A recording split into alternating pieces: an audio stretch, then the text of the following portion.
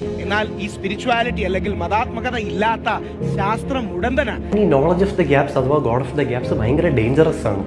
It's embracing ignorance. It's like saying I don't know how the world works, it's too complex so it must be God.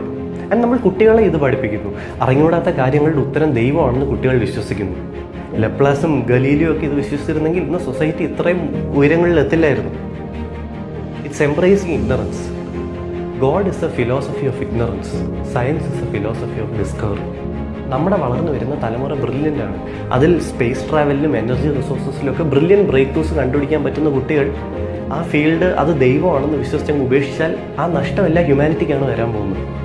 നമ്മുടെ വളർന്നു വരുന്ന തലമുറയെ scientifically curious ആക്കുക എന്നുള്ള ചുമതല നമുക്കുള്ളതാണ്. കുട്ടികൾ മാത്രമല്ല, അഡൾട്ട്സും ഈ ഗോഡ് ഓഫ് ദ ഗ്യാപ്സിൽ വിശ്വസിക്കുന്നു. എത്ര എഡ്യൂക്കേറ്റഡ് ആയിട്ടുള്ള ആൾക്കാർ, ആപ്പിളിലും ഗൂഗിളിലും മൈക്രോസോഫ്റ്റിലും വർക്ക് ചെയ്യുന്ന ആൾക്കാർ ജ്യോതിഷത്തിൽ വിശ്വസിക്കുന്നു. അവർക്ക് അവരുടെ ഫീൽഡിൽ നല്ല ടെക്നിക്കൽ എക്സ്പെർട്ടീസ് ഉണ്ട്. പക്ഷേ അവർക്ക് ആസ്ട്രോണമിയെ പറ്റി ഒരു ധാരണയില്ല. അവർ പറയും എൻ്റെ കല്യാണം നടക്കാത്ത ആ നക്ഷത്രം അവിടെ നിൽക്കുന്നതുകൊണ്ടാണ്. ആ നക്ഷത്രത്തിന് നിങ്ങളുടെ പുറത്ത് ഒരു ഫോഴ്സും എക്സേർട്ട് ചെയ്യാൻ സാധിക്കില്ല.